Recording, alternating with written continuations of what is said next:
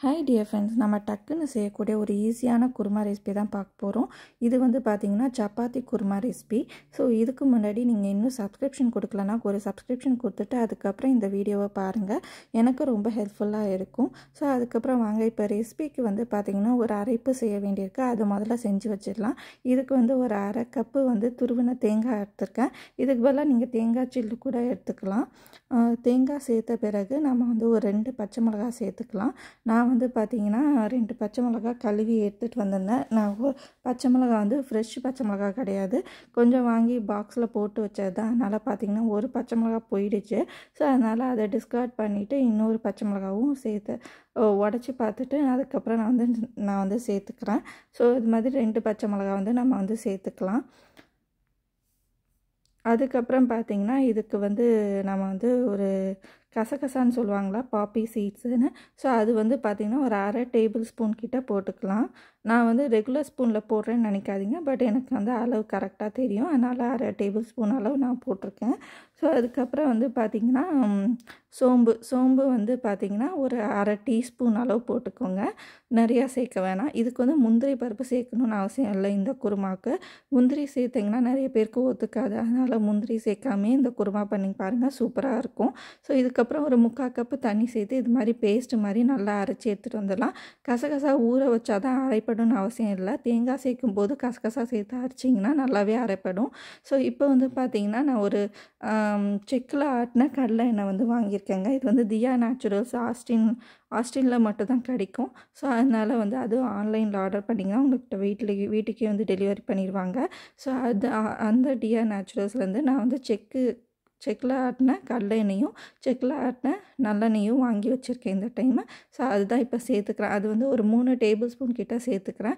அதுக்கப்புறம் ஒரு 2 பட்டை 5 கிராம்பு இந்த மாதிரி 2யும் சேர்த்துக்கிறேன். வேறு எந்த பொருளும் சேர்க்க வேணாம். ஸோ இது கொஞ்சம் வந்து லைட்டாக சிஸ்லிங் ஆன பிறகு ஒரு பெரிய வெங்காயம் பொடிசாக நறுக்கி வச்சுருக்கேன், அதையும் வந்து நம்ம இப்போ வந்து சேர்த்துக்கலாம். வெங்காயம் நல்லா கண்ணாடி பதம் வர வரைக்கும் நம்ம வந்து வதக்கி எடுக்கணும். அது மட்டும் தான் கொஞ்சம் டைம் எடுக்கும்.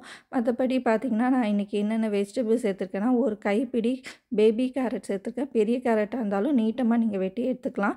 2 கைப்பிடி பீன்ஸ் எடுத்துருக்கேன், 2 கைப்பிடி ஃப்ரெஷ் பட்டாணி, அப்புறம் 2 கைப்பிடி உருளைக்கிழங்கு சின்னதாக நறுக்கி வச்சுருக்கேன். எல்லாம் ஒரே சைஸில் நறுக்கி வச்சுட்டு கூட நீங்கள் வந்து சேர்த்துக்கலாம். இப்போ வந்து நம்மளோட வெங்காயம் வந்து நல்லா வந்து வதங்கி வந்துடுச்சு. இந்த வெஜிடபிள்ஸ்க்கு ஆல்டர்னேட்டிவாக நீங்கள் வேறு எதுவும் சேர்த்துக்கலாங்க.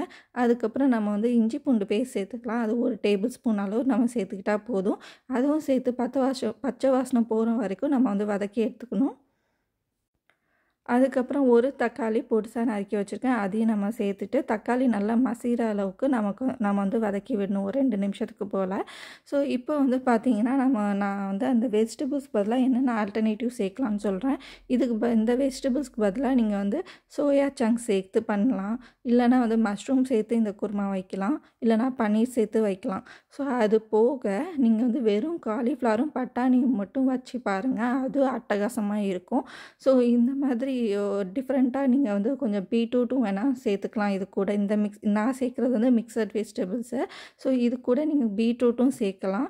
ஸோ அதுக்கப்புறம் வந்து பார்த்திங்கன்னா வேறு என்ன சேர்க்கலான்னா ராஜ்மா கூட சேர்த்து இந்த குருமா வைக்கலாங்க, அவ்வளோ டேஸ்ட்டாக இருக்கும். ஸோ இப்போ வந்து நான் ஒரு கைப்பிடி கேரட், 2 கைப்பிடி பட்டாணி, 2 கைப்பிடி பீன்ஸு, 2 கைப்பிடி உருளைக்கிழங்கு இந்த அளவுக்கு நான் சேர்த்துருக்கேன். ஓரளவுக்கு திட்டமாக கம்மியாக வெஜிடபிள்ஸ் சேர்த்துக்கோங்க. உங்களுக்கு நிறைய வெஜிடபிள்ஸ் சேர்த்து பண்ணணுன்னா நீங்கள் தனியாக வேக வச்சு கூட ஆட் பண்ணலாம். நான் வந்து இதிலே வேக வச்சுக்கிறதுனால ஒரு நிமிஷம் அந்த தக்காளி வெங்காயத்தை கூட வதக்கிட்டு அதுக்கப்புறம் 1/4 டீஸ்பூன் உப்பு போட்டுட்டு திரும்பவும் நல்லா ஒரு நிமிஷம் போல் வதக்கிட்டு நம்ம வந்து மூடி போட்டு ஒரு 5 நிமிஷம் வேக விட்டு எடுத்துக்கலாம். ஃபஸ்ட்டு ஒரு 5 நிமிஷம் வேக விடுங்க. அதுக்கப்புறம் வந்து பார்த்திங்கன்னா உங்களுக்கு வந்து தண்ணி அளவு கம்மியாகிடும். அந்த காயில் விட்ட தண்ணியை ஒரு 5 நிமிஷத்துக்கு நல்லா வெந்துடும். சரி, 5 நிமிஷத்துக்கு அப்புறம் நீங்கள் அதை வந்து திறந்து பார்த்துட்டு உங்களுக்கு வந்து பார்த்திங்கன்னா ஒரு 1/4 கப்பு தண்ணி வந்து சேர்த்து அதுக்கப்புறம் வேக விடணும். இப்போ வந்து எனக்கு 5 நிமிஷம் ஆயிடுச்சு, நான் திறந்து பார்க்குறேன். பார்த்தீங்கன்னா தண்ணி கரெக்டாக வற்றிருக்கும். நமக்கு வந்து அடியும் பிடிச்சிருக்காது.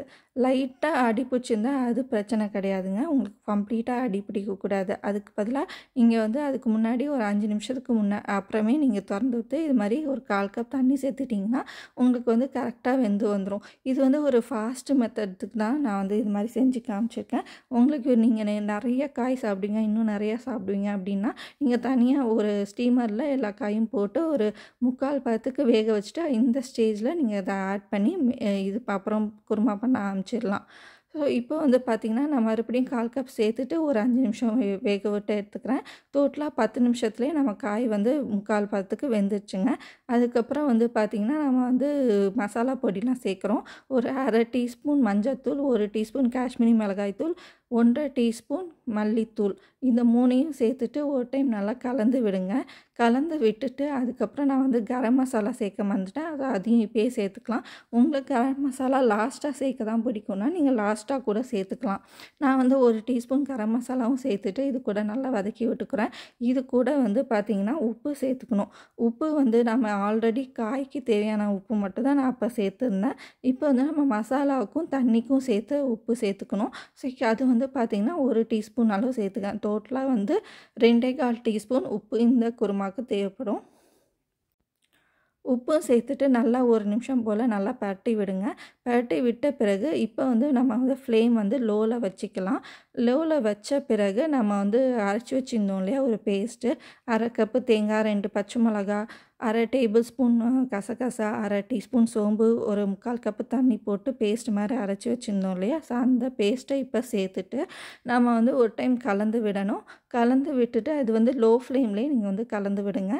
ஏன்னா வந்து நம்ம தேங்காய் போட்டிருக்கிறதுனால நம்ம வந்து இது ஒரு லோ ஃப்ளேம்லையோ இல்லை நம்ம 3 அதாவது மீடியம் ஃப்ளேமுக்கும் லோ ஃப்ளேமுக்கும் நடுவுலையோ வச்சு நீங்கள் இது மாதிரி பரட்டி விட்டணும். ஒரு 2 நிமிஷம் போல் பரட்டி விட்ட பிறகு நம்ம வந்து தண்ணி சேர்த்துக்க போகிறோம். இது எதுக்காகனா நம்ம அந்த காயிலையும் அந்த மசாலா வந்து இறங்கணுங்கிறதுக்காக நான் முன்னாடியே இந்த பேஸ்ட்டை வந்து சேர்த்துக்கிறேன். ஸோ அது மட்டும் இல்லாமல் நல்ல ஒரு ஃப்ளேவர் வந்து சூப்பராக இருக்கும். கடைசியாக சேர்த்திங்கன்னா கொஞ்சம் பச்சை வாசனை போகாது. இந்த டைமில் நீங்கள் லைட்டாக வதக்குற மாதிரி சேர்த்திங்கன்னா உங்களுக்கு அந்த பச்சை வாசனையும் போயிடும் கம்ப்ளீட்டாக. ஸோ அதுக்கப்புறம் வந்து பார்த்திங்கன்னா நான் 2.5 கப்பு தண்ணி இப்போ வந்து சேர்த்துக்கிறேன். 2.5 கப்பு முதல்ல நான் சேர்த்துக்கிறேங்க. சேர்த்துட்டு நல்லா கலந்து விட்டுக்கிறேன். இந்த குருமா வந்து நம்ம ஒரு 2.5லேருந்து 3 கப் அளவுக்கு நம்ம வந்து தண்ணி சேர்த்துக்கலாம். ஏன்னா வந்து இது கொதிக்க கொதிக்க கொஞ்சம் வந்து திக்னஸ் வரும். அதனால வந்து பார்த்திங்கன்னா 2.5லேருந்து 3 கப் தாராளமாக சேர்க்கலாம். இப்போ வந்து உங்களுக்கு பார்க்கறது தண்ணியாக தான் தெரியும். பட் நம்ம ஒரு 15 நிமிஷம் வந்து கொதிக்க விடணும்.